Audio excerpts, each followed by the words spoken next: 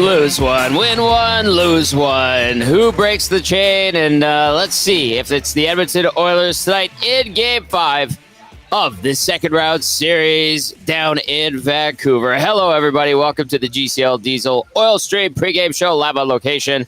Hudsons, Whyte Avenue. Come on down. Take advantage of all the great food and beverage items they have to offer, and come say hi to yours truly. I know VR Montenegro's on his way down. Dustin with the Y is already here, and Sarah and the staff, Connor's group here.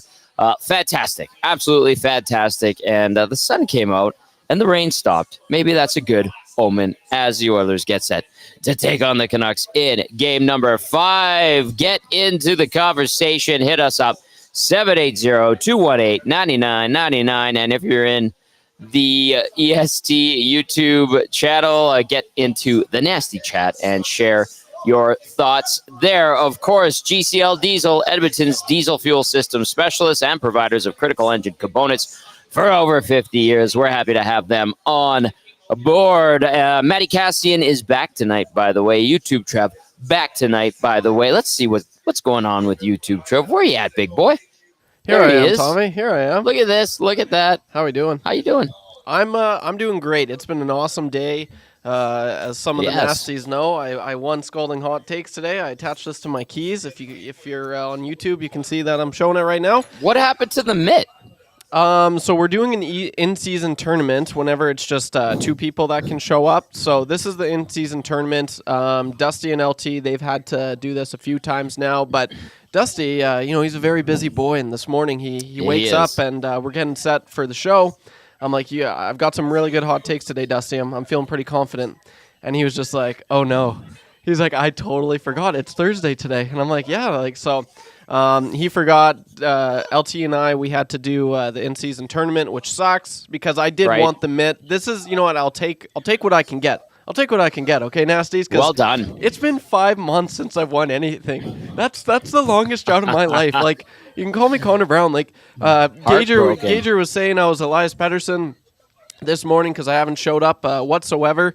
The VR Montenegro in the nasty chat saying justice for LTE because, he had a pretty, I got to give props to Lieutenant Eric because he's a vet. Going up against himself and Dusty, like they're pretty smart. They're witty with their words, and so it's very. That's why I'm so happy when I beat these guys because like they're pros. So I'm pumped for tonight, Tommy. It's going to be a good game. I had sports the other night, so Zach to come had to fill in for me, and he did a great job. But there's so much I wanted to say. It was a great game. I loved it from the get-go, Tommy. Like it was such a great game to watch. I was up and down just like everyone as well. Yeah. And then Evan Bouchard comes up clutch with the last-minute goal there. So I'm expecting a very close game tonight, as we've seen. That trend will probably, most likely, will continue.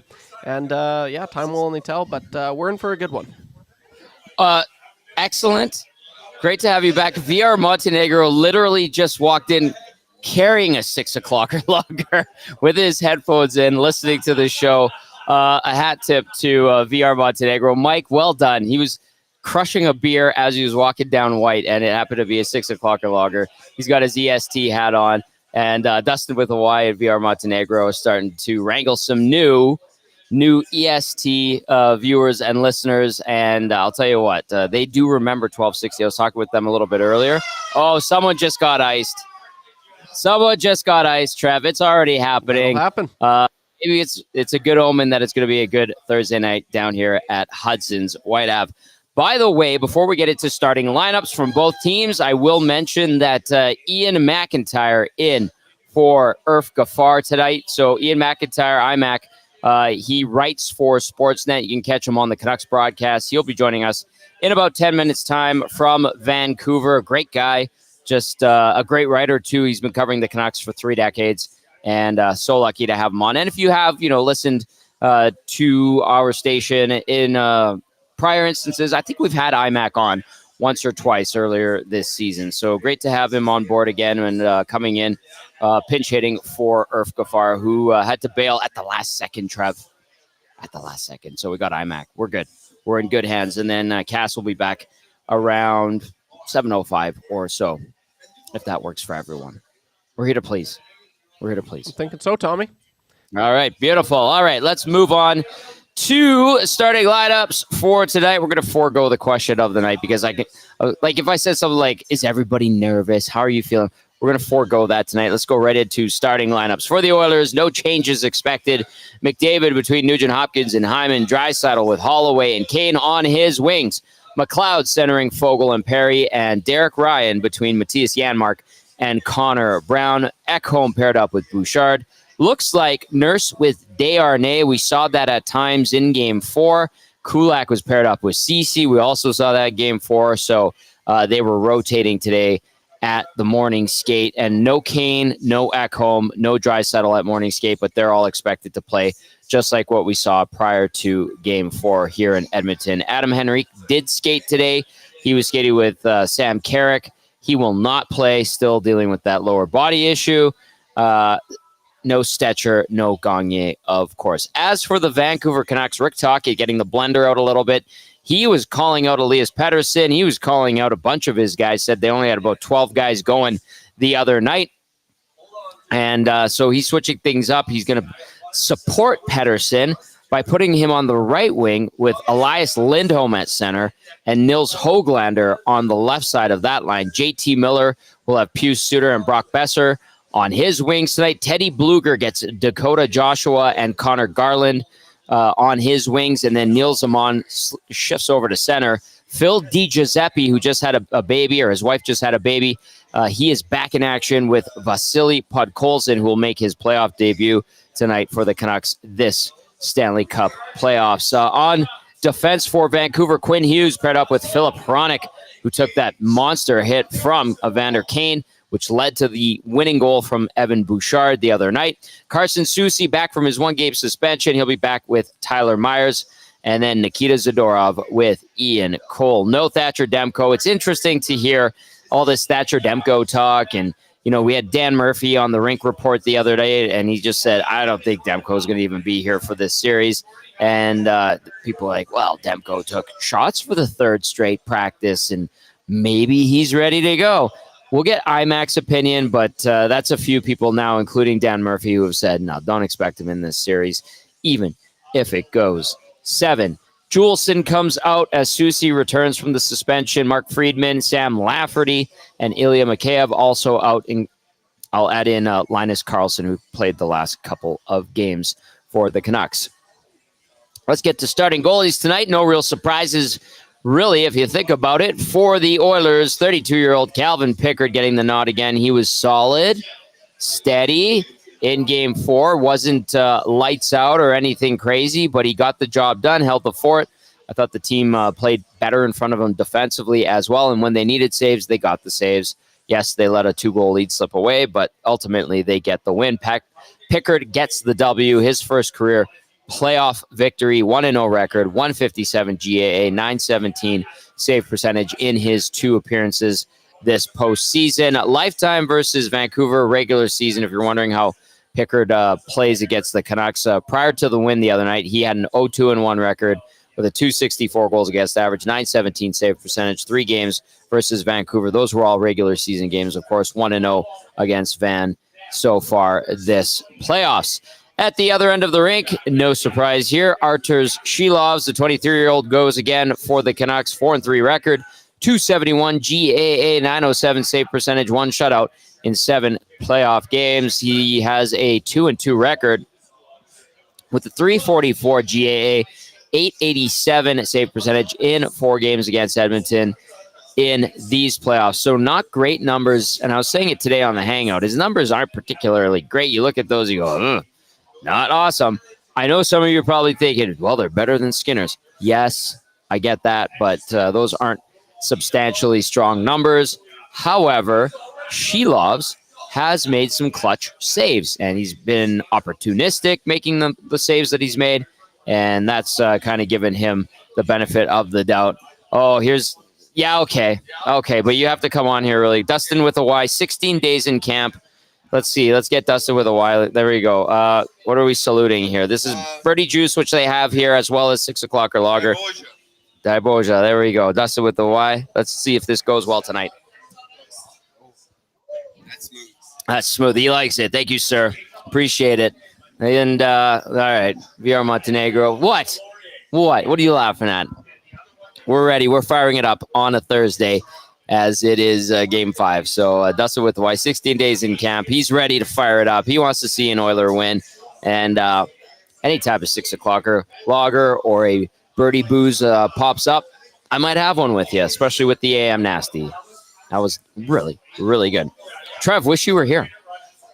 Wish you were here for that one. I'm looking at it. I did a subtle cheers, even though I wasn't there. But I was like, yeah, that looks amazing. Adorable. Oh, adorable. Oh yeah.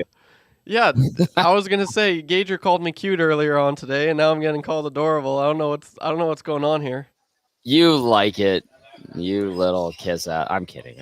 What other score to pass along your way, by the way? Carolina leading New York after 2. The score 3-1 there. So the Canes looking to force a 7th game after going down 3-0 in the series. That would be something. How about those Avalanche last night too against the Dallas Stars? You thought the Stars had this series, and Colorado says no, not yet. Even though there's no Nichushkin. Also, Boston and Florida go again tomorrow as well. If you're wondering what the time for the game between the Oilers and Canucks on Saturday will be, I've been told 8 p.m. if this Rangers-Carolina series continues, and potentially 6 p.m. if it doesn't, and Edmonton-Vancouver would be the lone game on the schedule. There are some rumors swirling around saying that maybe it's even earlier in the afternoon. I haven't had any indications in regard to that. When I checked in with some people from in and around the Oilers organization, they said either 6 or 8, but who knows? It can change. You know how it is with the TV side of things, TNT, ESPN, obviously Rogers and Sportsnet. So 6 if there's no Carolina-New York game, 8 if there is. Right now, Carolina leading New York 3-1 after 2. So if the Canes hang on, we're probably looking at another late start. Hopefully not, but we'll see. Let's get to some text really quickly before we get to Iain MacIntyre from Sportsnet.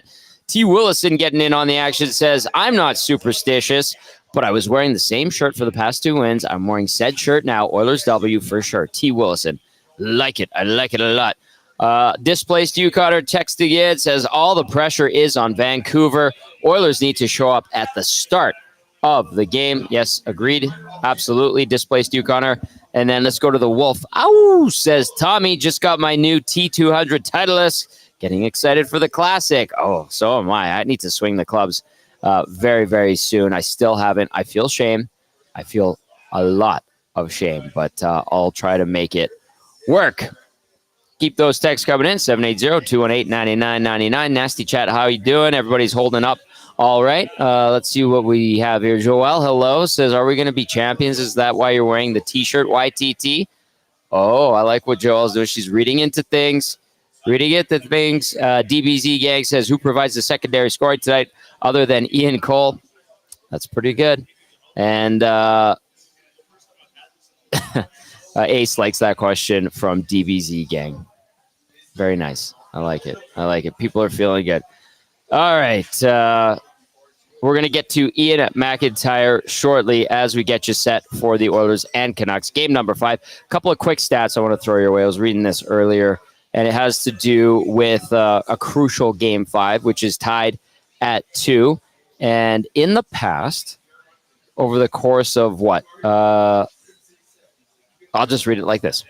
When an NHL series is tied 2-2, the Game 5 winner has a series record of 231 wins and 61 losses. Edmonton's record in that situation is 8-0, closing out the series with a Game 5 win, while the Canucks are 3-1. The lone series loss came to Boston in the 2011 Stanley Cup Final. That little nugget of information came from IMAC and Specs article from earlier today, and I appreciate that. Good stats, and people want to know those types of things. So I think without further ado, we could bring in Iain MacIntyre. He's good to go, Trev? Yeah. I think Ian's all set. All right. IMAC, what's going on? You doing good? I'm doing well, Tommy. Thanks for having me on. And that was Mark Spector's little nugget that you read. But I'm glad that we can offer you and the readers some useful information. That was well played. I'm surprised. You should have just taken credit for it, IMAC. Like I would have if I were you. Are you kidding? Specs ego? I don't dare mess with that. Oh, you just won over a lot of Oiler fans by saying that, IMAC. All right, let's take a look back. I get along great with Mark. It's kind of fun because it's so rare, these Canadian series, and especially a quarterfinal. It's a no lose for the country. I know people in Edmonton or people in Vancouver are going to be really disappointed who doesn't move on, but this is a big win for Canadian hockey, and it's fun to cover, with my senior writer colleague in Edmonton, Mark Spector. Hey, well said. I like him too. I know he's not he knows how to stir it up. Let's just leave it at that. He's also my friend. Yeah, exactly. So it was a great article. If you haven't checked it out yet and you're listening and you want to get a little bit of information going into the game, check out Sportsnet and you'll see it. Ian and Spec teaming up on a great article heading into Game 5. All right, IMAC. Game 4, another one of those where it's like, man, anybody could have won that one, especially after the way Vancouver clawed its way out of that 2-0 hole. What were some of the key takeaways you had after Game 4 from both sides, from what you saw? Well, Edmonton has controlled most of these games. I think Vancouver, for the most part, other than Game 2, I think they've done a pretty good job of absorbing the pressure, but Edmonton has carried more of the play. But what was so interesting, I thought, about Game 4, well, first of all, it was interesting before the game that Knobloch broke up his superheroes and Draisaitl and McDavid were on different lines, because that was a huge change. And there's going to be huge changes tonight for the Canucks as kind of a counter move. But I found that game fascinating because Vancouver had so little going, certainly in the first period and into the second, and then they kind of got going in the second. But when Nugent Hopkins scored to make it 2-0, very near the end of the second period, that should have been game, set, and match. And I don't know what happened to Edmonton. I know that I've seen this before from Vancouver, that they seem to be able to surge and find another level when they have to. And, they do all this hard work to make it 2-2 and then blow it with a series of mistakes in the last minute. But we've seen so often in these playoffs that kind of resilience from the Canucks. Like, people didn't expect them to make the playoffs to start with. And then they're leading the division, and people think, well, there's no way they're going to hold on to the division. Vegas or the Oilers, even if they have enough time, they're going to run them down. Well, they didn't. Vancouver wins the division. They go against Nashville, and most people are picking the Predators. They seem to be everybody's sexy upset pick. And, the Predators had been one of the best teams in hockey since the All-Star break. So maybe it wasn't that much of a reach, but the Canucks weren't getting a whole lot of love.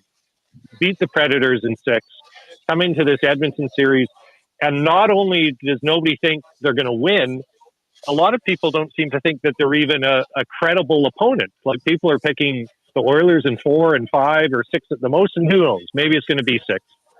But Vancouver, when they seem to thrive playing with this chip on their shoulder, that people don't give them their due respect.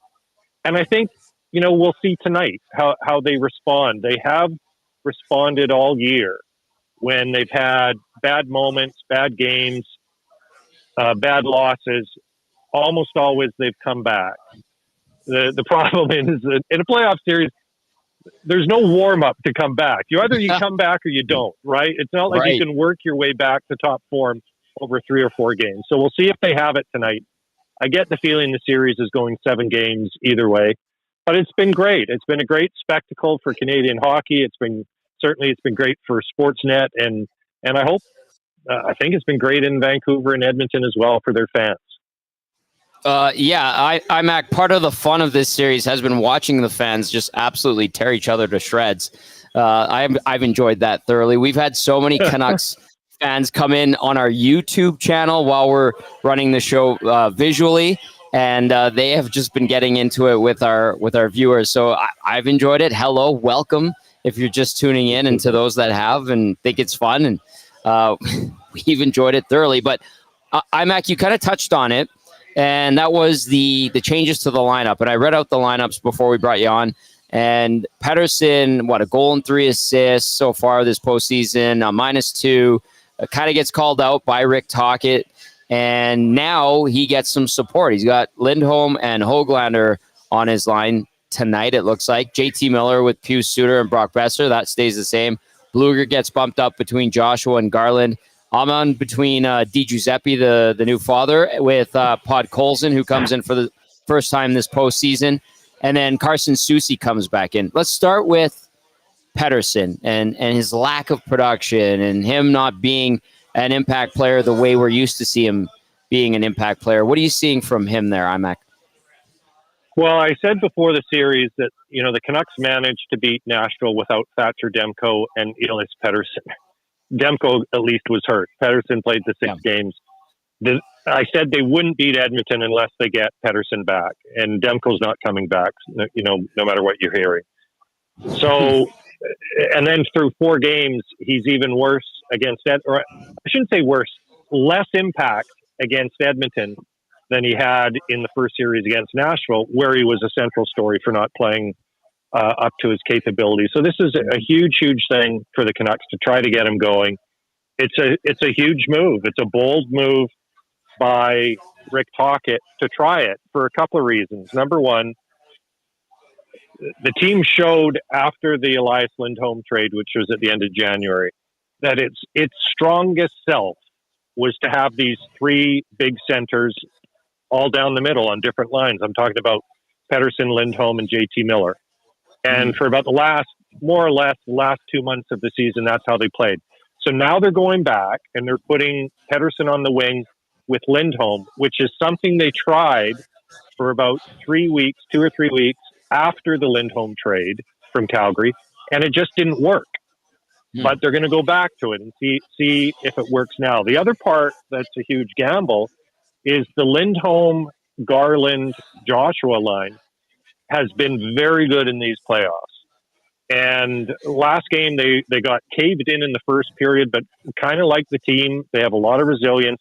Garland and Joshua have been 2 of the 3 or 4 best play driving forwards all season, even though you look at their scoring totals and, they're fairly modest, 40-point guys. And now they're going to take Lindholm away from them and put Blueger back. Now that's interesting as well, because Blueger started out playing with those guys in the middle of the season before the Lindholm trade, and eventually near the end of the year, that was Lindholm's landing spot between Garland and Joshua. But before that trade and in the immediate aftermath of that trade, it was Blueger between Joshua and Garland, distinctly as a third line, and as one of the best third lines in the NHL over a 21-game period, which is a good sample, a quarter of the season. They generated 19 goals. This was from the third line, almost all of it at even strength.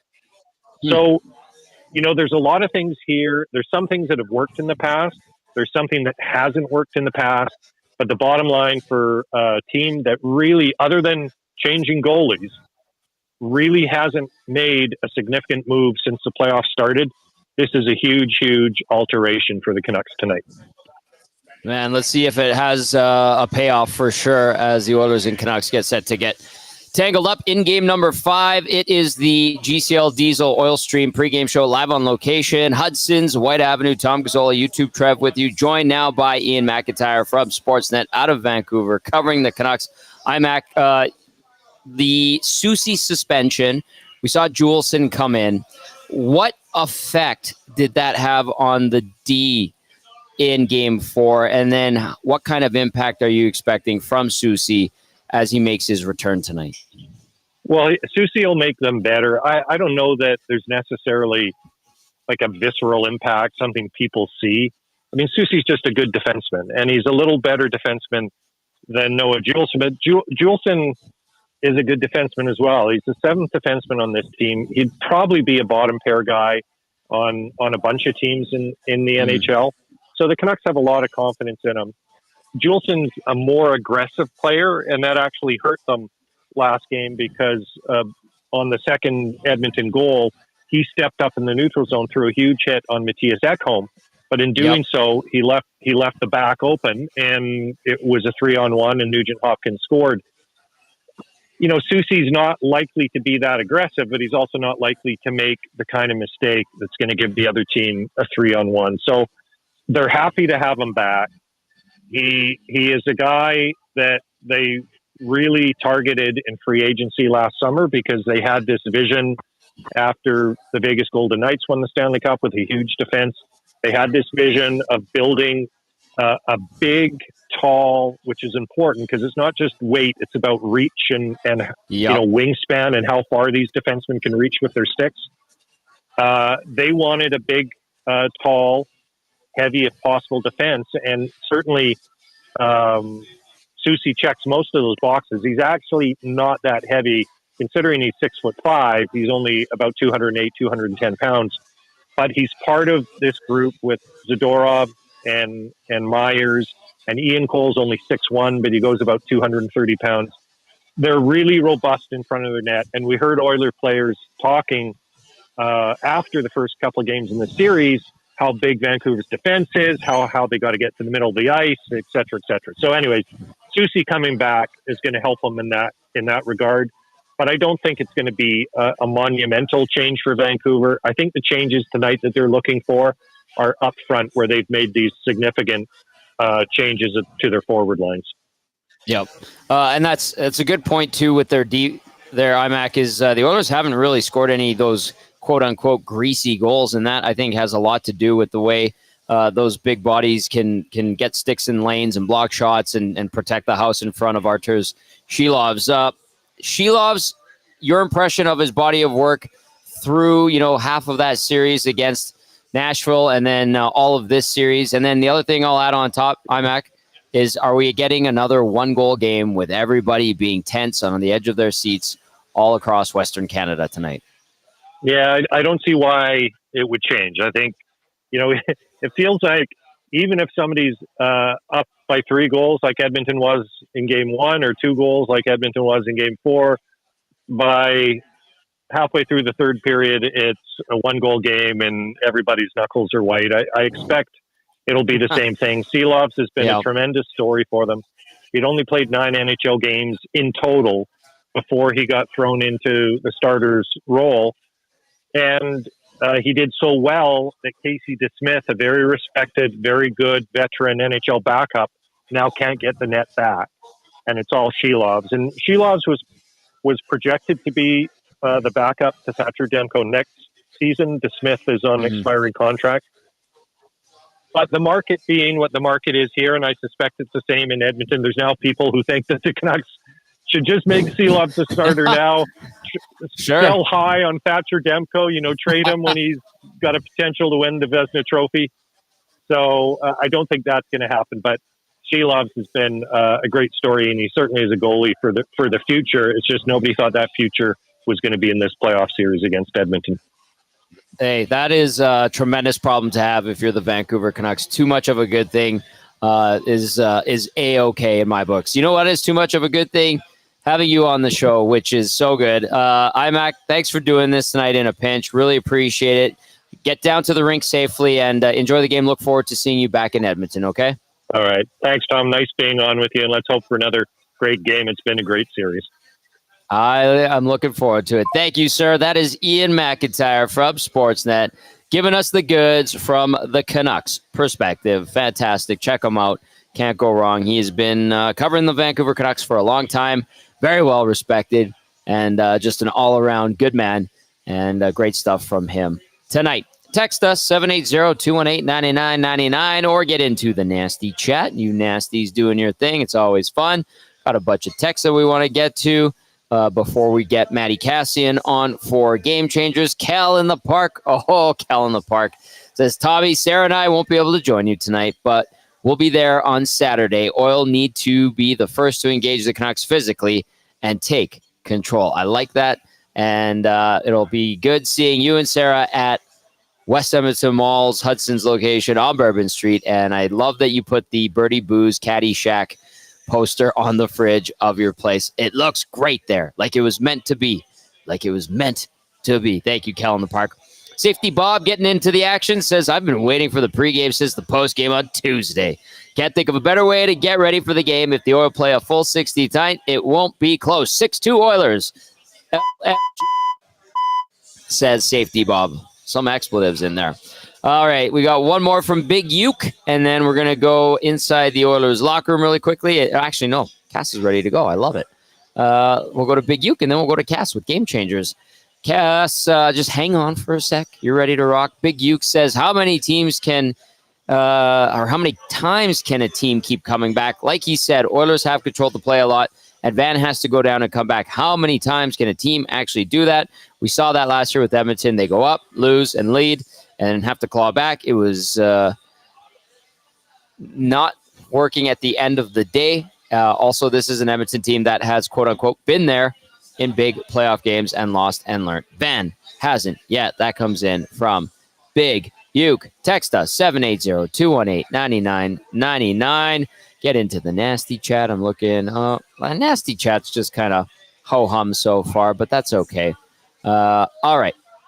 I will read this, and then we'll get to Cass. Portions of this hour brought to you by the fine folks at 100.3 The Bear, Edmonton's best rock. Catch Dusty Nielsen with Uke and McCord weekday mornings, and then tune it to Jess Jackson on your drive home from work every afternoon. Edmonton's best rock, 100.3 The Bear. Let's get our game analyst, Matt Kassian, on here. You like that rar? I can't do it as good as the Bear sound that they've had on there forever. Was fantastic. Rawr. It was beautiful. It was a beautiful, beautiful thing.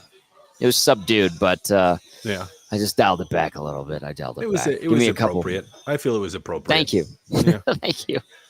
There are children listening. Cass, how you doing? How was Calgary? I'm good. It was quick little trip. So kind of in and out, and I made it back to catch the game, but I didn't know if I was going to make it back to catch the game or not. So I appreciate you guys filling in and doing such a great job. So you guys did unreal. Great show, fun game. Was happy they won, and happy I was in bed at a reasonable time. And then you know what? Tonight's going to be a later one, Tom, but it's an exciting one. Huge swing game here in this series. Best of 3 all of a sudden. It's going to be intense. Intense. Were you also able to keep the cabbage smell off of you from going to Calgary? Because it has that slight hint of cabbage wherever you go in the air there. Yeah. Well, I came back and my wife actually, she was like, why do you smell like fried cabbage? And I was just like, well, it's Calgary. What happens? It's what happens. Yeah. No. Not a bad place that smells like cabbage.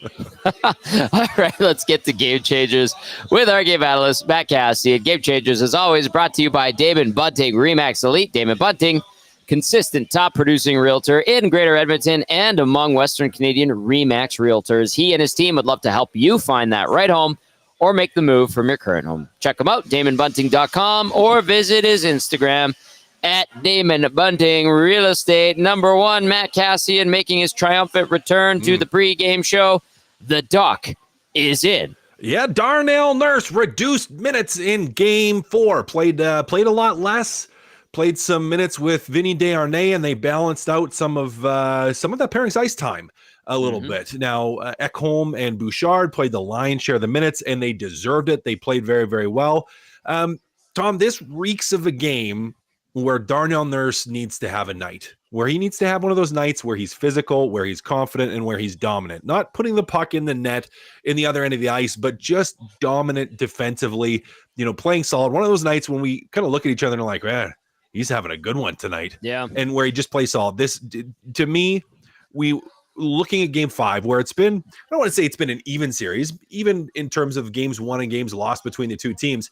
I really think that there are some players that haven't stepped up, that haven't played that well for Edmonton up until this point, that need to be the difference maker. And to me, number 1 guy on my list right now is Darnell Nurse, who has struggled this series.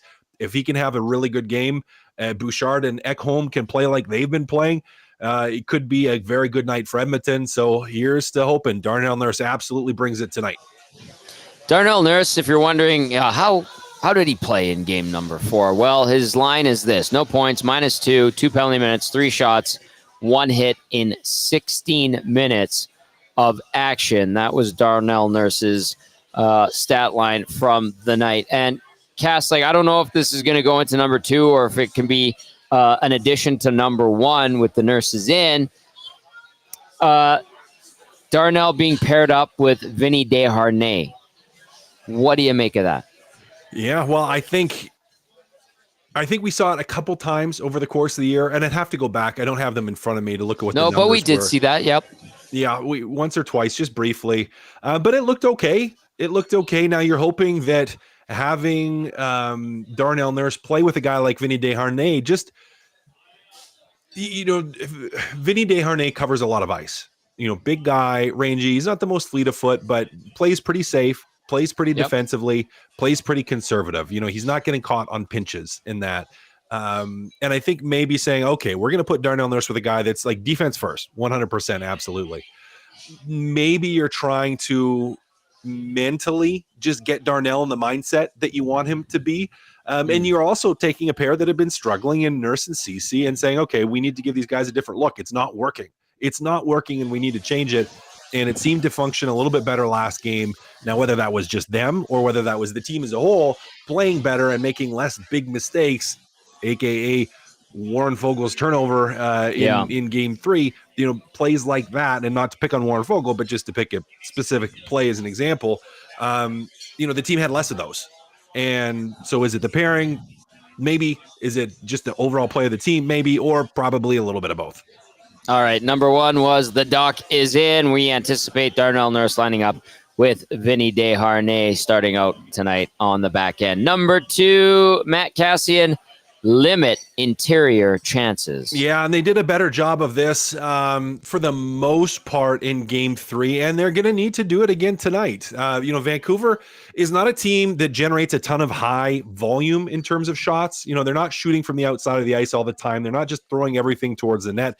They're a team that gets quality chances typically. They love to get quality chances, lower number of them. But if you listen to the media and you listen to Rick Tocchet, they've been talking about trying to get more pucks to the net, trying to up their intensity around Edmonton's net, and trying to generate a little bit more. We're going to see a little bit of a different lineup for the Vancouver Canucks tonight, most likely. For Edmonton, if Vancouver is really trying to throw pucks, if they're now trying to get more bodies to the net, trying to create havoc, which is where really when they've done it, that's where they've had success. That's where most of their goals, aside from the Oilers' big turnovers, which they've done to themselves over and over again, that's where most of Vancouver's offense has come from, is pucks and bodies to the net. So they're going to be trying to do more of it. For Edmonton, this means defending from the inside out, pushing everything to the outside, making sure that you're helping Pickard on rebounds, making sure that you're clearing lanes, getting to the front of the net first, and out battling the Vancouver Canucks there, protect the ice from the inside out. Hey, if you're the Oilers, let's go to the other end, because they haven't really scored any greasy goals. And Iain MacIntyre from Sportsnet out of Vancouver was talking about just the sheer size of the Canucks defense. I know how hard it is to go to the hard areas in front of the net and try to bang home some garbage when you've got just some absolute monsters in front there. Is there a key to getting some ugly, greasy goals and mucking a few rather than having to do it off the rush or nice set pieces on the power play? Is there a trick, Cass, or is Edmonton just going to have to find a way to do it the way that they've essentially done it off the rush and by scoring on nice plays and power play opportunities? I think, Tommy, you got to tighten your belt and increase your intestinal fortitude. You got to be brave, right? It takes courage doing something you maybe don't want to do, you're a little bit scared of, and you choose to do it because you know it's the right thing to do. That's what it's going to take to score those goals. Edmonton has not so far this series. I don't think they've played a full 60 minutes of their A game. And part of their A game is finding a couple of those garbage goals, getting around the net, getting greasy, being on the forecheck. And we just haven't seen it consistently for the entirety of a game. They haven't done it. And the answer, Tom, is bravery. I mean, that's the bottom line. You got to be brave. You have to go to those hard areas, and you gotta suck it up a little bit. And it may hurt. It may suck. You may get cross-checked. Yeah, they're big. Yeah, some of them play really mean. Zadorov is not fun to play against. Tyler Myers, he's not as vicious as Zadorov, but he's a large human and he doesn't play soft. He's not a soft player in front of the net. He will stick you, cross-check you, hit you. Like all those guys, they are going to make your life difficult getting there. You got to do it anyways, even though it's hard. Can you put an emphasis on doing that against Hronek and Hughes, maybe? Well, you could, but why don't you just do it against everybody? Yeah, I agree with that. Yeah, that's simpler. It shouldn't matter. Just do it. If that's how you need to play, particularly the guys on the third and fourth line, if that's how you need to play, that's where you need to go. Yeah. Ryan McLeod, who hasn't had a very impressive series this series, I thought he was pretty good against the LA Kings. His first series was solid. It's been kind of a non-factor for the most part. This one hasn't, when have we seen him around the net? We haven't. Not at all, Cass. Not at all. Not at all. Warren Fogle. When have we seen him around the net? Not at all, Cass. Not at all. Evander Kane, Corey Perry on occasion have been. They have been, but not as much as you'd like. Derek Ryan, again, he's not a big guy, but how often have we seen around that? We haven't seen those role-playing, grinded out type of guys that have found ways to get there. And I know it's not always going to be possible every shift. And there's going to be moments when it's like, yeah, you can't, or it'd be pointless, like where you're not going to. But they haven't done enough to create those situations to do that. Now there's been little sparks and little moments, but Tommy, they need to grid that out a little bit more and make I would say a direct and intentional effort to get there and to get the puck there. That's hard hockey. And the other thing too, Cass, you might get a stick or whatever, cross check from those big guys, but they can just get tangled up with you too because of all the reach that they have. And it's annoying as hell. Derek Ryan had the one where Shilov's grabbed his stick. That's the one that stands out to me. But outside of that, minimal. Not much. Rip City Step is in, and I love this in the nasty chat. Says you got to be bad, you got to be bold, you got to be wiser, you got to be hard, you got to be tough, you got to be stronger, you got to be cool, you got to be calm, you got to stay together. Oh, takes me back. Oh, that's music. Beautiful. Love it. Beautiful Rip City Step. 780-218-9999. Text us. Matty Kassian, if you have any questions for him. Hello, Eric. How are you? Fire those our way. Nasty chat. I think I saw one from Ace that actually made me laugh. It was something to do with Ace says, when will Tom realize that this is a house of learned hockey doctors? This chat really is. I chuckled to myself when I read that a little bit earlier. Quote. Yeah, love that too. Yeah. I was like, yeah. Oh, they're learning all right. Actually, the majority are, but you get some where you're like, what? What are you watching? Yeah. Did we watch the same game? But most of them are pretty good. Well said, Ace 96. And then Spanky Dufresne says, I'd love to see Stetcher and Carrick come in. Cass, what would you say to Spanky Dufresne there? Stetcher, no. Why? Carrick, sure. Let's get that grind out there. Yeah. Let him run around a little bit, play the physical. No, I'd have time. I'd have time for Carrick playing for sure. Stetcher, what else is he going to give you? Well, you know what? CC was taking a lot of flack, and we were talking about that after Game 3. Even Game 4, he was getting some heat. So he gets heat every game. Yeah, I'll get called a homer and a CC fan and a Skinner fan. I always do, but that's okay. They're learned. Yeah, learned doctors. Learned doctors of hockey. I love that. Well played, Ace 96. So, okay. It is Game Changers with Matt Kassian, brought to you as always by Damon Bunting, Remax Elite. Number 1 was the dock is in. Number 2, limit interior chances. Number 3, yes, Cass, simply put, get a big save. Yep, and he didn't have to do it last game. It was reasonably untested, I think, for a lot of the game. Calvin Pickard, now he was steady when he was.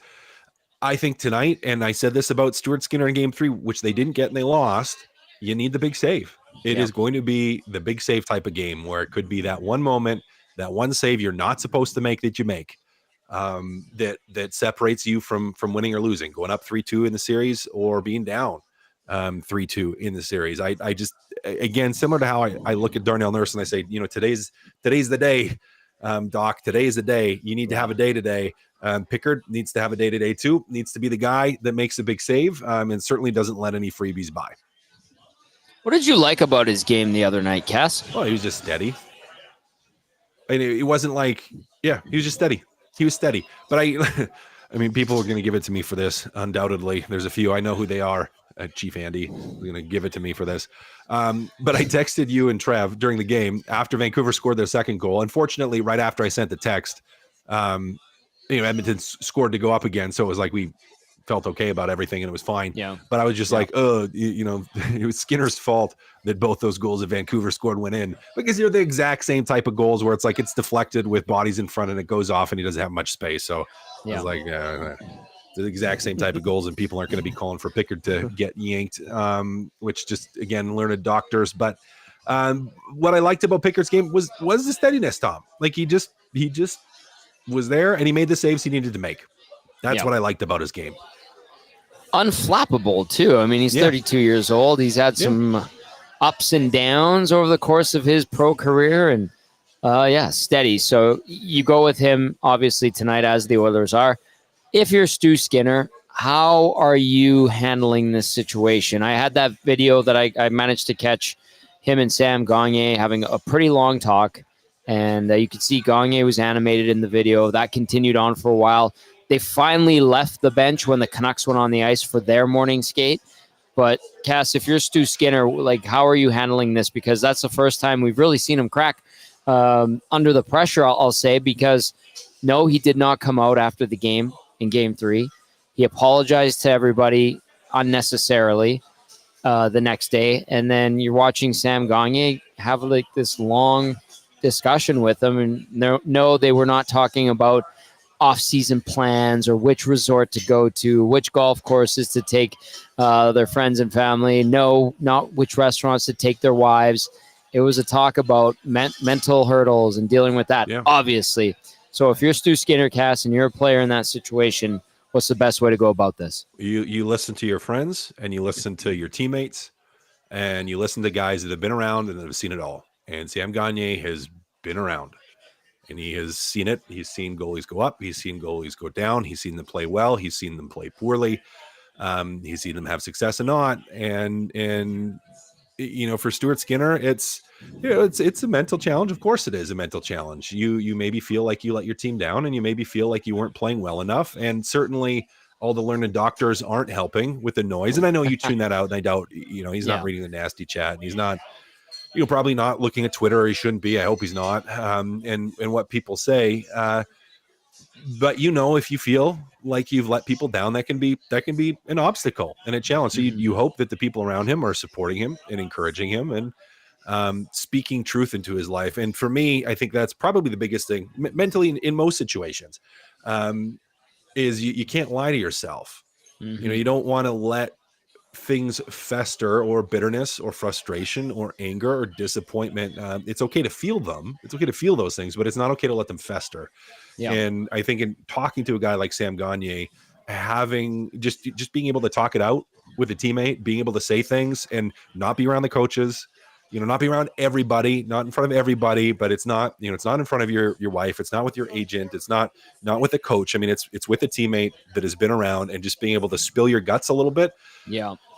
Tom, confession can be a wonderful thing, and being able to just kind of get stuff off your chest and have someone listen and maybe get animated too, and maybe tell you what's what at times, but also speak in your life and encourage it. Maybe give a good old criticism sandwich, and that, you did this really, really well. Yeah, you didn't do this very well, but you also did this really well, and try to measure things out. But it is a mental battle. Pressure is intense, to say the least, playing in the NHL. Pressure playing in a Canadian city in the NHL is intense, to say the least, and pressure playing in a Canadian city in the NHL in playoffs is even more so. So I would hesitate to say I think that he is cracked, but I would not say that. I wouldn't even hesitate to say it. I just would not say that. But to say that, I use that term. I'll rescind it. You can rescind it. I mean, if that's what you feel, that's what you feel. I don't think it's cracked. But yeah, I mean, he has some obstacles to overcome. But as Knobloch said, he will be back in goal, most likely this series. If not this series, the next one, he'll be back. I'm still, I know people are, and Chief Andy again is going to give it to me for this, but I'm not concerned about Stuart Skinner. Yeah, me neither. He does generally bounce back very strong, and I'm sure he has a burning desire to make sure he's all right in his next appearance, whenever that shall be. All right, Cass, really quickly, it is 3-2 Carolina leading the New York Rangers. 8 minutes left. The Rangers are on a power play. If this goes 7 and the Canes hang on, is this going to be Carolina's series, or are the Rangers going to finally put this thing to an end? Oh, gonna be tough. Carolina with the mo here now. Building. One of those games where it feels like if New York would have scored first, it would have been a completely different game. Right. But they didn't, and Carolina's found a way around the net to find ways to put the puck home. So, yeah, I said on the podcast yesterday, Tommy, on Two Guys and a Goalie, I was like, yeah, I think Rangers are still in control. I don't know anymore. And if Carolina wins this, I think all the pressure is all of a sudden now on New York, and it's could be an interesting finish to that series, which makes my my good friend Barry very upset. He's a huge Rangers fan. He's actually from Scotland, and so he cheers Rangers or his soccer team. And so when he moved to Canada, he was like, well, everyone watches hockey. I got to pick a hockey team. So he went with the Rangers, and he's like, well, people also watch baseball. So he picked, you guessed it. Yeah, the Texas Rangers. So lots he's like, of options. I only have to wear one hat. but yeah, he's stressing out right now. But Big Bear, I hope you're okay. If you're listening, you're probably not. You're probably watching. So yeah, they've got 1:15 left on the power play, down 3-2. At least they're clawing their way back into it. All right, 1-goal game between these two teams again, Edmonton and Vancouver, because that's all we've seen this series. Back and forth, punch, counter punch, punch, counter punch. Are we expecting more of the same tonight, Cass? Yeah, it's going to be tight. Tell you that right now. It's going to be tight again. I really hope, Tom, we get Edmonton playing at their best for the entirety of the game. I really hope, because we haven't seen it yet. We haven't seen a full, complete 60-minute effort, 60-minute performance from the entirety of the Oilers team, up and down. We've seen individual players have good 60 minutes and have great games. I want to see the whole team do it top to bottom. Even if that, though, Vancouver's a good team. It's going to be tight. Let your buddy Barry know that he can celebrate, because the Rangers have indeed tied it 3-3, less than 10 minutes left. Probably when I look at my phone after this, he stress texts me. Yep. So, yeah, and I feel bad for him, too, because his wife's a huge Maple Leafs fan. Oh, no. And so he was just like, he's been, lots of stress for old Bear. Yep. I understand. Hang in there, Bear. Cass, excellent stuff as always. I'll catch up with you on the post-game show. Welcome back. Thanks, buddy. Happy to be back. That is our game analyst, Matt Kassian, with Game Changers, brought to you as always by Damon Bunting Remax Elite. If you're looking to buy or sell a home, hit up Damon, DamonBunting.com, or visit his Instagram at Damon Bunting Real Estate. We roll on here on the GCL Diesel Oil Stream pregame show, live on location, Hudsons, Whyte Avenue. It's filling up. Some of the nasties are here. VR Montenegro and Dustin with a Y. They've got their 6 o'clocker lagers. They had a shot of birdie booze, and they're also wrangling some new EST fans in. I appreciate that very much. Dustin with a Y is back in town after 16 days in camp, so he's ready to go for game number 5. And you might be as well. If you're watching or listening, text us 780-218-9999 or get into the nasty chat. Oh my goodness, the Rangers almost scored again. All right, YouTube Trev, are we going to go outside the locker room and hear from some of the players and coaches? What do you think of that? Another Step Brothers reference. Yup.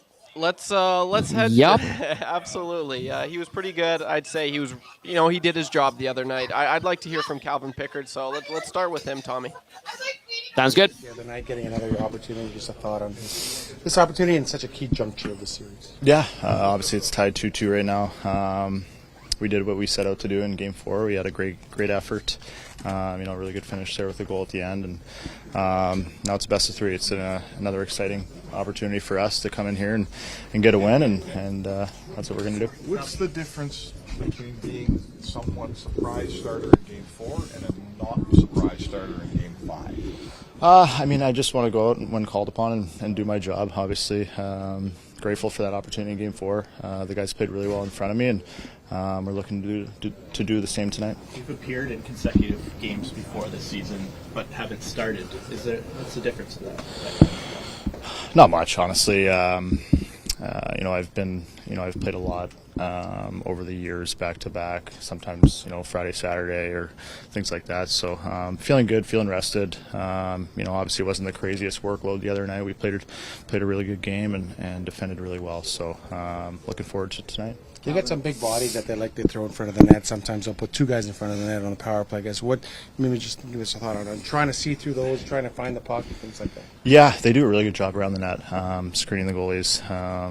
Obviously they've earned some goals because of it. From my standpoint, I just got to work to find sight lines and not open up on rebounds when it's in tight. So looking to do that tonight. Pretty good puck player up the puck. How much can that maybe help the D-man, and how big a part of your game would you say that is? Yeah, I like to do it. Obviously, it's a big help to the D when you can do it. It keeps you in the game.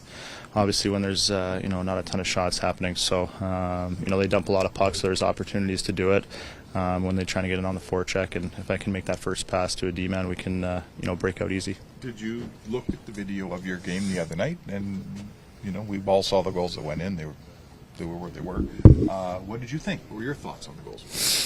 Obviously, things like that happen, and they're good around the net, like we said, and a tough bounce on the first one. I had a good beat on it, I had a good sight line, but those things happen, and then they actually make a good play on the tire. Besser makes, he kind of sees a crowd in front and tries to bank it. Sometimes that works, sometimes that doesn't. So it worked, and it didn't deflate us, and went back and scored a goal. So Skinner was your process and your approach to the game remained the same, just like any other game. But can you maybe let us into the mind of a goaltender? How does it start in the playoffs from the start in the regular season? Obviously the stakes are higher.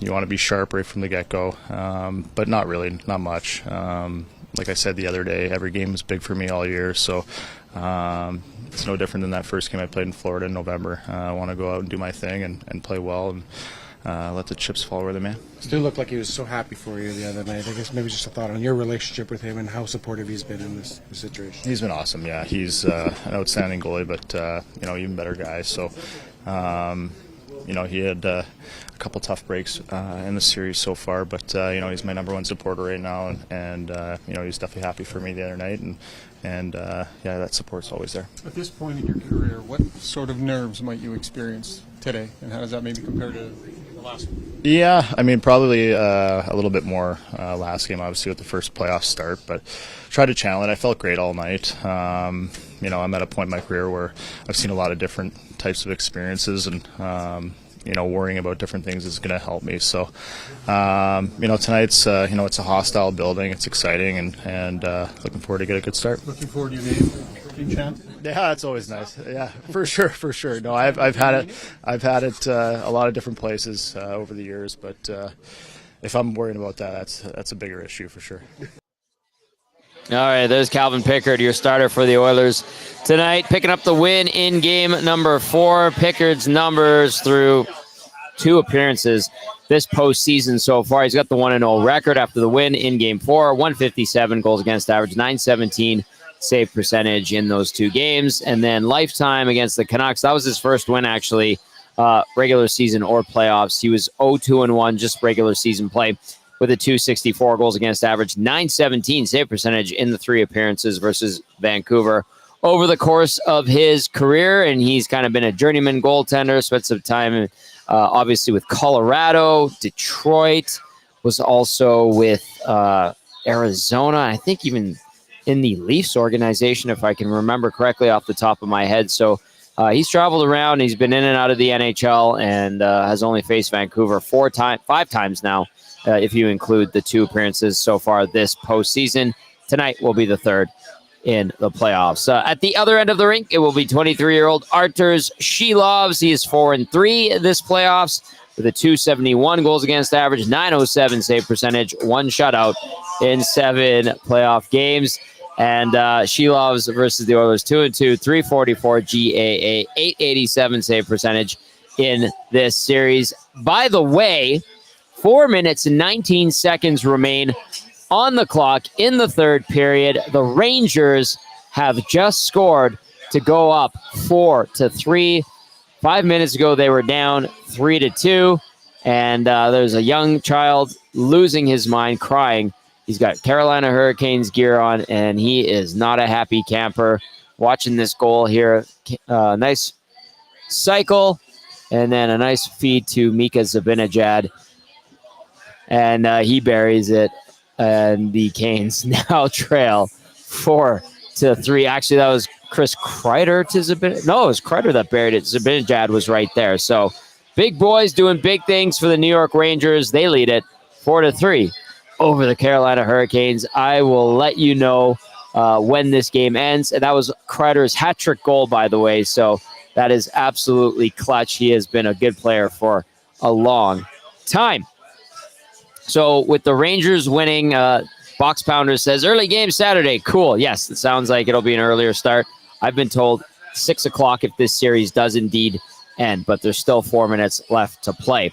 780-218-9999. Let's get to a couple of texts before we go back inside the locker rooms for some interviews. We're live on location, Hudsons, Whyte Avenue. It is getting full in here. I didn't know it was going to be this busy. It's excellent to see. Obviously, we've got the 6 o'clocker lager available here, as well as Birdie Booze. They might have finished the bottle already that they had on the shelf. And yeah, it is going to be a fun time. You can already feel the energy. The back room is starting to fill up as well. So come on down, say hello. And I've got a few GCs left. I think they're limiting how many they're going to give me going forward because I do dish them out. Although the other thing too is a lot of people come by and say hi. And we've been doing this for 4 months now, since February, March, April, May, 4 months. So it's been a fun time down at Hudson's, whether it's Bourbon Street or here at Whyte Avenue. And big thank you to everybody from Hudson's side of things, here, Sarah, Connor, and the entire staff, and then over at Bourbon Street with Steve, Adam, and a fantastic crew over there. We're going to be at Bourbon Street for game number 6. Let's go to this one. Says, I think the frustrating part with Cass and CC is he ignores all the underlying numbers, limited as they may be. That says the team is better with Stetcher. Nurse is better with Stetcher. And at this point, what do they have to lose putting Stetcher in? If Cass gave a reasoned opinion why CC stays in, that would be fine. But he just says CC better, more experience, and shrugs. Why not discuss it? I think Cass has gotten into it, and I think the worry with Stetcher is he might get overwhelmed by some of the bigger forwards, and I think they have way more trust in CC from a team standpoint than they do in Stetcher, regardless of the underlying numbers. And if you go, well, the underlying numbers, they should know better. The Oilers have bolstered their analytics department, as we know.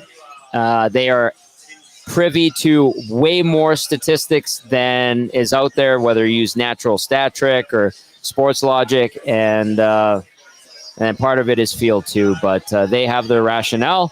Cass is just interpreting it as best he can. Yes, he's partial to CC's, his former teammate, and they're still friends. But a Canucks fan just showed up. Not a popular guy here. Let's go to Sheldon. Says, we're going to steal one tonight on the road. Oilers haven't played a 100% game yet this series. The Canucks are scrambling with massive lineup changes, and we're going to put them on the ropes in their own barn. Oilers in 6, says Sasky Sheldon. Keep those texts coming in. 780-218-9999.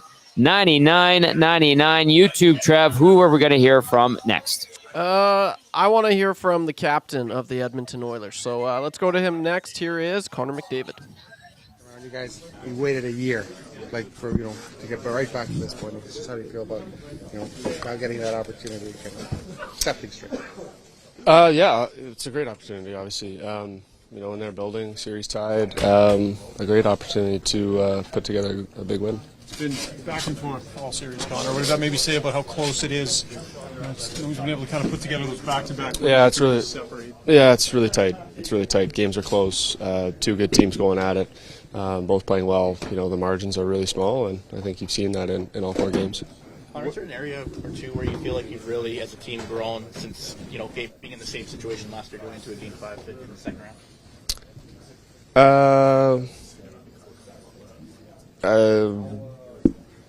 I think we've definitely grown just through going through, the experience last year, going through what we've gone through all season long. I think we're definitely a mentally tougher team than we were a year ago.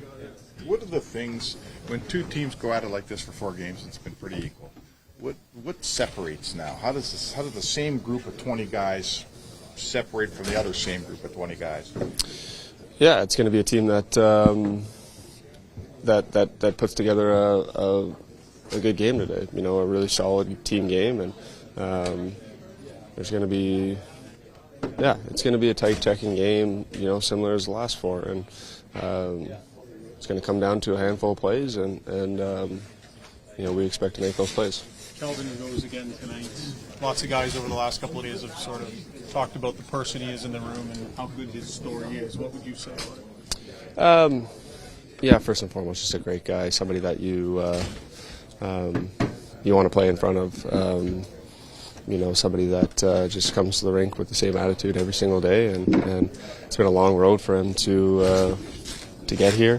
As you said, it's a great story, and somebody that's been big for our room. He said the other night, I don't just want to be a teammate in the room, play really good hockey. You just a thought on his competitiveness or the fight to get back where he is? Oh, certainly. I think you know, he doesn't want to just be the good guy or whatever. You know, he's a hockey player. He's an NHL player, and he wants to and expects the very best of himself, like we all do in this room.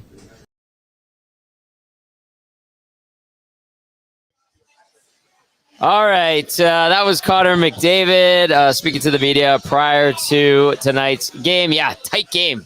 It's been tight checking, small margins, and we'll see if McDavid can be the guy to make a difference for the Oilers. Good chance he could. Good chance he could. He has been excellent this postseason, as always. All right, let's go to this text here. It says, Oil need to find their intestinal fortitude. Gut check time, baby. That comes in from Stanley. Stanley, thank you for the text. Oh, I'm going to put your name. I don't know why the boys didn't save your name in the database. Stanley, you are in, buddy. And I think you and Cass are thinking along the same lines. Gut check time for the Oil tonight.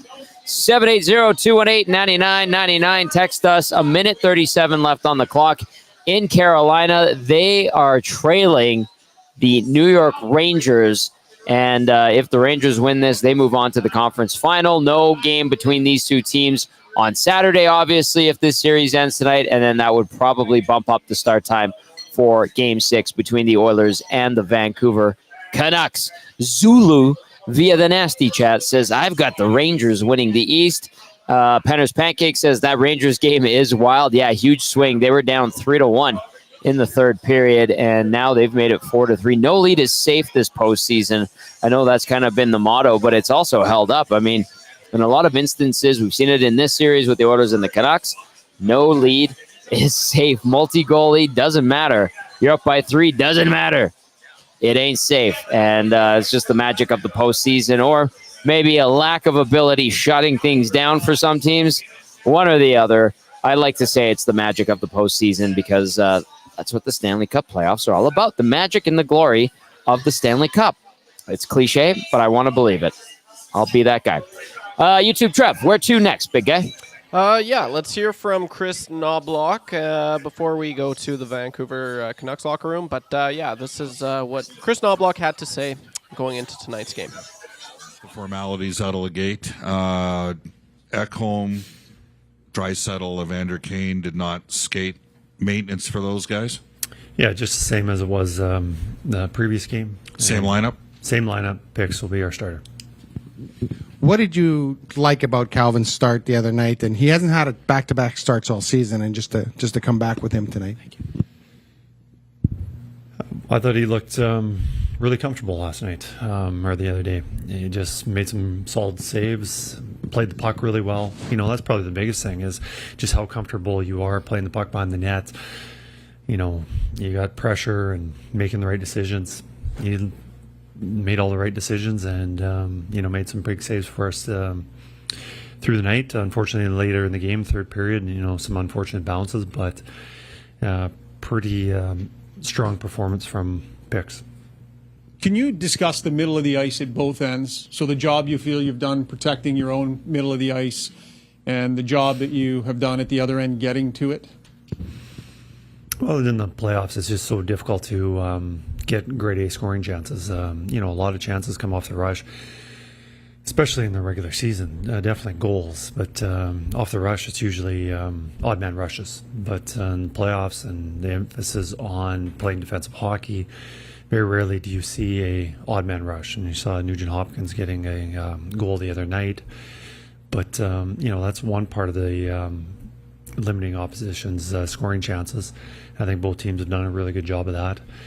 And as for the around the net, we've got defense, pretty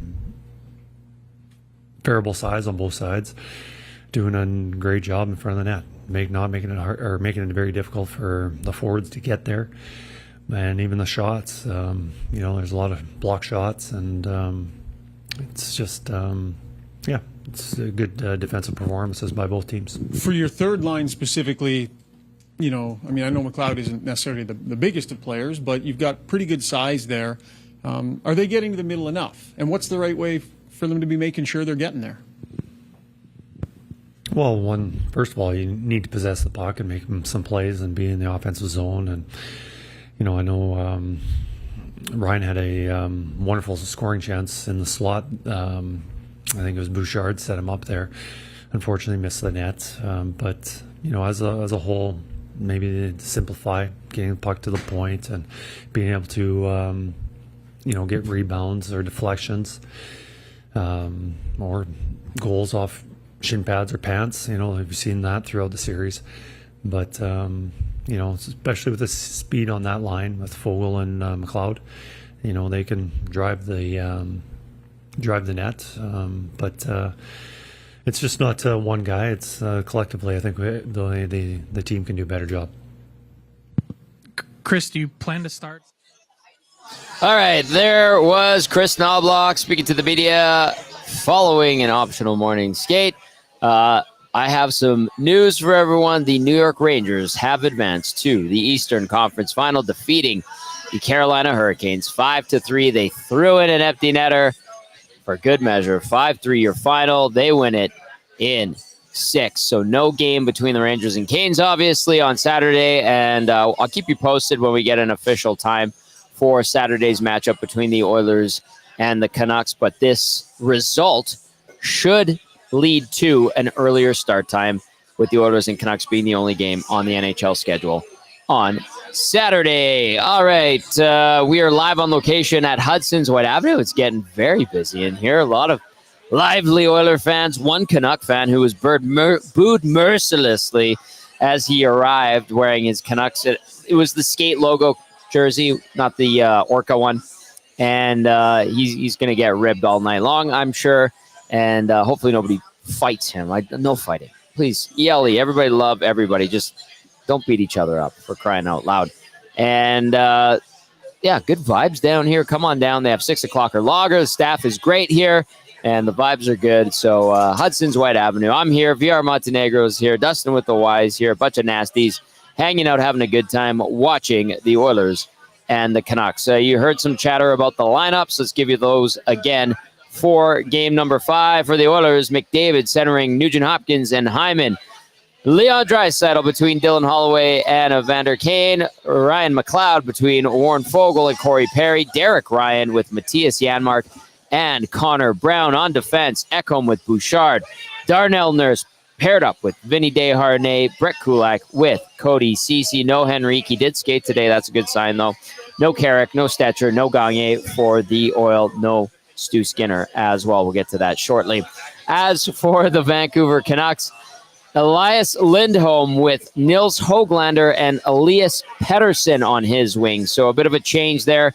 Iain MacIntyre from Sportsnet Vancouver telling us a little bit about the rationale as to why they want to get Pettersson going. Lindholm has been pretty good with Dakota Joshua and Connor Garland, but they want to get Pettersson going, so they're going to support him with a better centerman and a guy with a little bit more jam up front offensively in Nils Höglander. A bunch of Swedes on that line. Second line, JT Miller with Pius Suter and Brock Besser. That line has been rock solid all series long. Big boys, except for Pius Suter. He's not the biggest. Besser's okay size. Miller plays a big game. And Miller, Pius Suter had a good first round. Teddy Bluger will step into Lindholm's old spot between Dakota Joshua and Connor Garland. And then you've got Niels Amon centering Phil DiGiuseppe and Vasily Podkolzin. DiGiuseppe gets back into action. His wife had a baby over the weekend, I believe it was, so he missed some time. And Podkolzin has not played for the Canucks this postseason. On defense for Vancouver, Quinn Hughes and Philip Hronik. We've seen them together all playoffs long and throughout the season. Carson Soucy makes his return from suspension.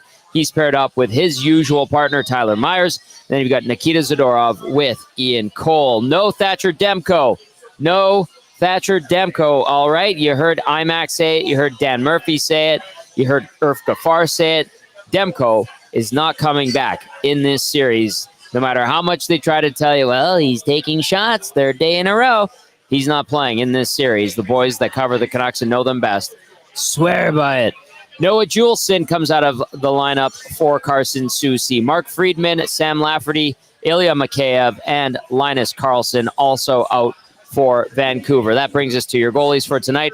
For the Oilers, you heard from him a little bit earlier, 32-year-old Calvin Pickard, 1-0 this postseason, 157 GAA, 917 save percentage in 2 appearances in the Stanley Cup playoffs. At the other end of the rink, no surprise here either, 23-year-old Arturs Shilovs, the Latvian, 4-3 this postseason, 271 goals against average, 907 save percentage, 1 shutout in 7 games in the 2024 Stanley Cup playoffs. Shilovs versus the Oilers.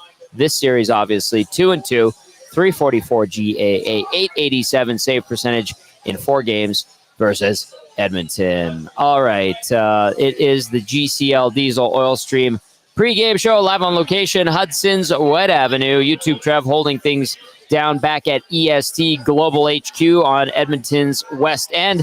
GCL Diesel, I should add, specializes in giving your diesel engine's heart a second wind. We test and remanufacture fuel injectors, pumps, and turbos for a wide range of applications, breathing new life into vital components. Great add to our team, GCL Diesel. Big thank you to them for becoming the presenting sponsors of the Oil Stream pre- and post-game show. All right, Trev, you were promising everybody that we would hear from the Canucks. Where are we going there now? Yeah, he's set to make his debut tonight for the Vancouver Canucks in the postseason. Let's go to the speedy winger, Vasily Podkolzin. The opportunity tonight. Yeah, really exciting. Happy to be back on the lineup, and yeah, it's a great opportunity for me and for the team as well. From watching the series, what do you think you can bring here, and what are the things you have to focus on to have success? It's two good teams playing right now. It's a tight game, and all I can bring can energy. Make some hits, make some shots, try to create some moments for my teammates, and yeah, try to be useful. You played most of the season, but then at the start of the playoffs, you're not in and eventually get sent down. How disappointing was that? I mean, it's a playoff time.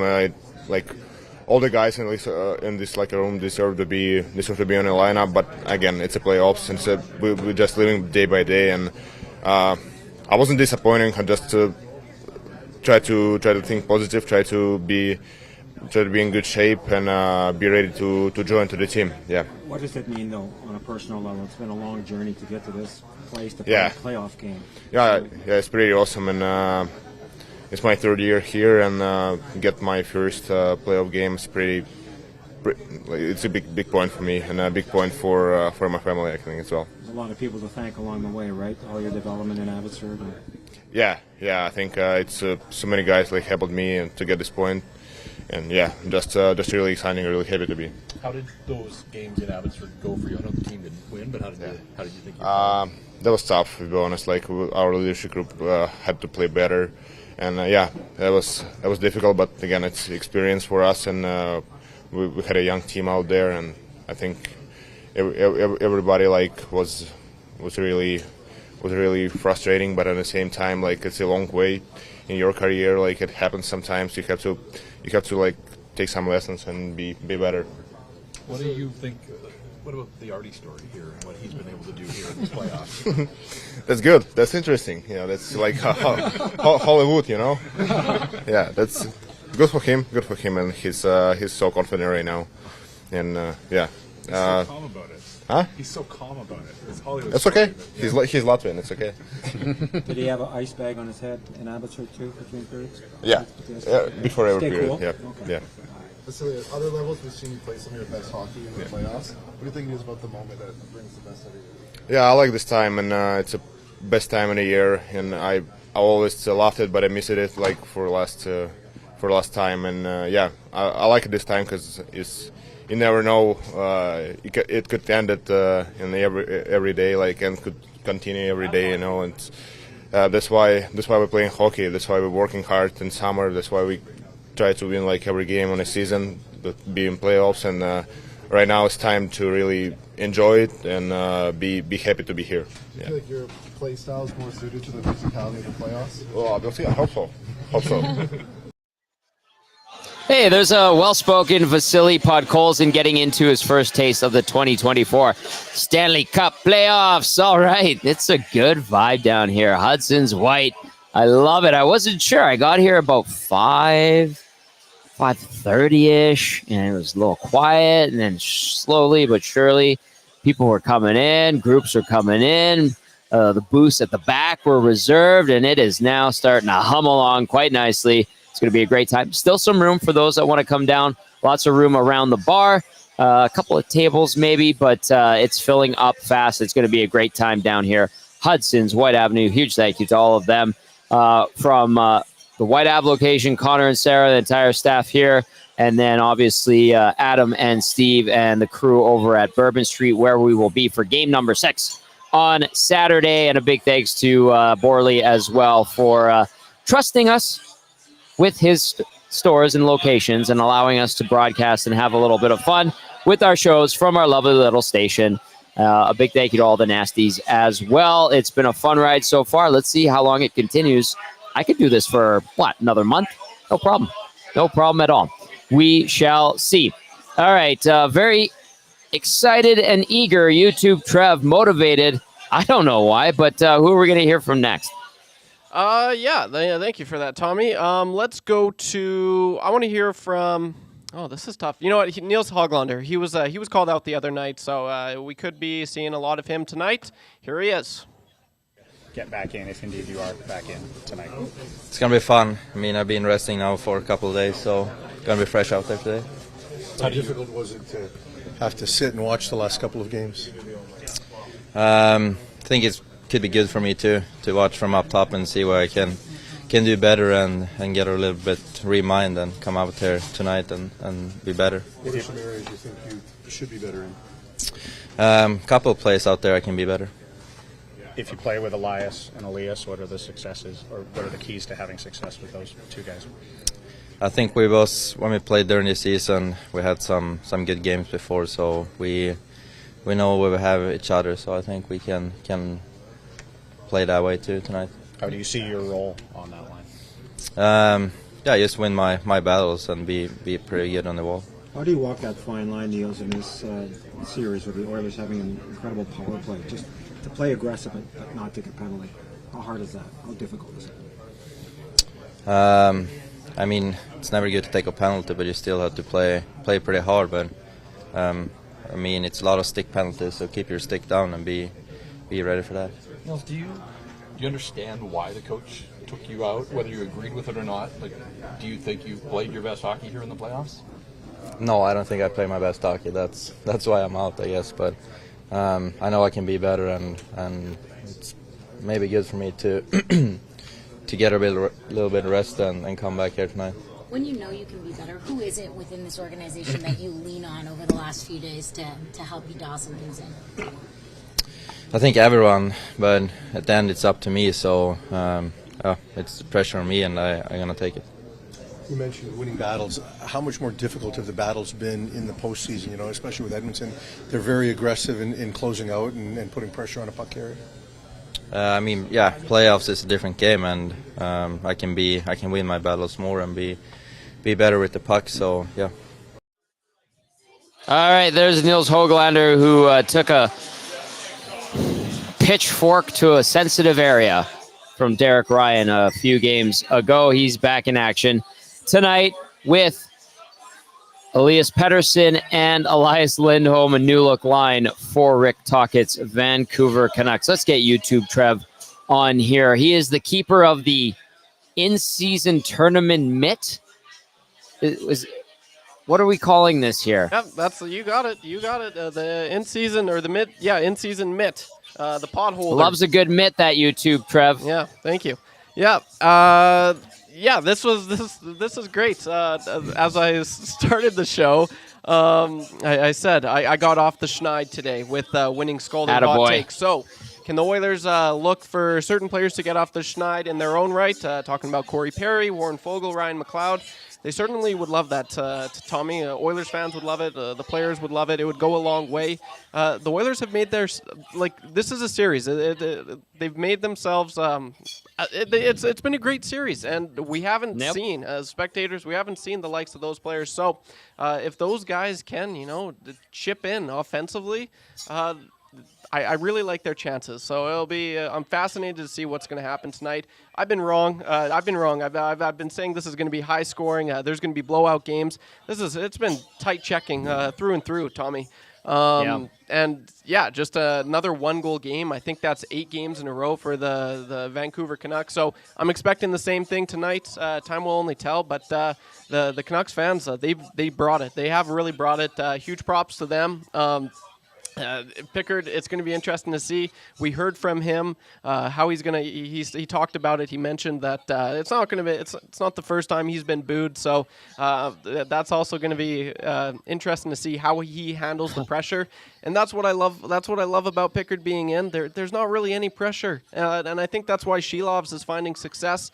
I think that's why Aiden Hill found success last year. You go to your back end guy, and he's like, "What? This is what I am." You don't expect much, and if you get what Pickard provided, you're gonna be happy. So it's gonna be a good game. Here's hoping that the Oilers bring it. We haven't seen a full 60 from either teams. You've seen glimpses of it, but I'm expecting a good one, Tommy. Nicely done. Stay up there, YouTube Trev. Stay up there. Let's get to a few texts. Yeah, well, you and I will close this bad boy out together. Let's go to the inbox, 780-218-9999. I like this one from Ken. Ken says, "Hey, Tommy, I just went to Sobeys to grab some groceries and remember to pick up the new Birdie Booze.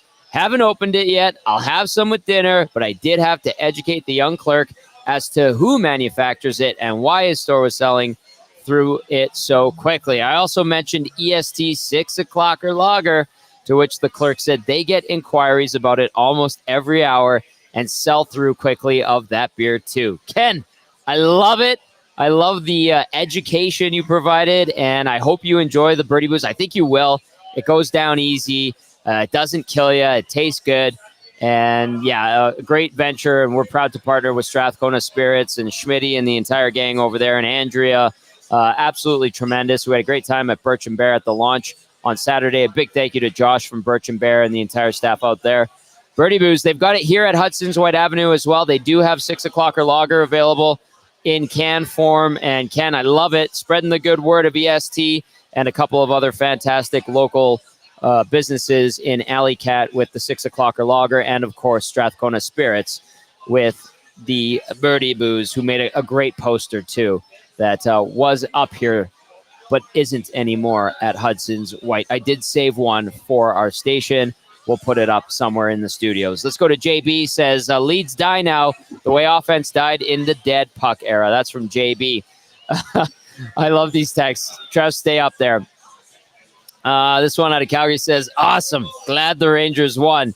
Maple Jed says, "Just made it home. What's the lines? When is puck drop?" Oh, and I love it. And then Practicum Doug says, "Great show, boys. Me, T-Buds, and Geese are all listening." Doug, great chatting with you and seeing you and T-Buds. And let Geezer know I said hello.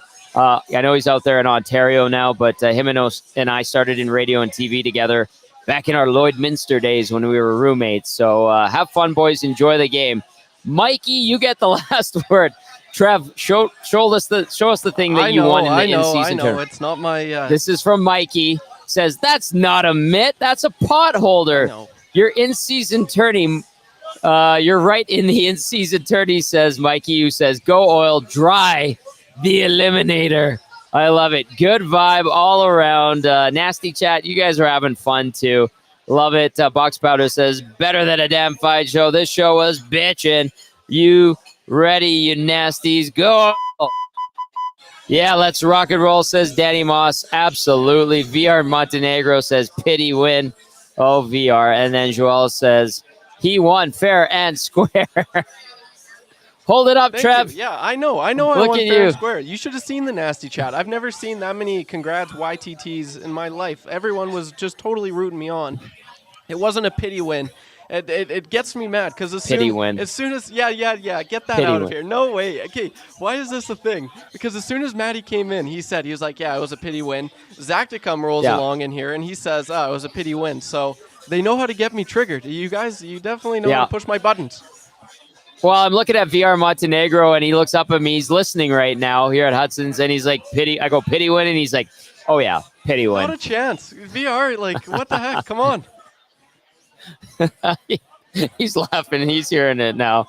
Oh, that's too good. Oh, we're having too much fun. Be serious. Game face. Oilers, Canucks, Game 5. Pickard versus Shelovs in net. Same lines for the Oilers. Desharnais paired up with Nurse. You've got CC with Kulak, and then, of course, Bouchard and Ekholm together. As for the Vancouver Canucks, you've got Lindholm, who's going to be centering Nils Höglander and Elias Pettersson. Teddy Bluger takes his spot between Dakota Joshua and Connor Garland. Podkolzin gets in for the first time, and we'll also see Phil DiGiuseppe re-enter the conversation when it comes to the Canucks lineup. All right, that is going to do it for the GCL Diesel Oil Stream pregame show live on location, Hudson's Whyte Avenue. Come on down. It's filling up. It's going to be a great time. Come say hi. I've got some GCs left, not many, but some, as well as some lanyards and some decals to give away tonight. For YouTube, Trev, and Matt Kassian, I'm Tom Gazzola saying thank you to Iain MacIntyre from Sportsnet for hopping on, as well as thank you to everybody who's listening via our audio stream, iHeartRadio, and TuneIn, and to those watching on the Nasty Chat on our EST YouTube channel. Thank you as always. Be nasty, be good to each other. Enjoy Game 5, Oilers, Canucks. Ciao for now.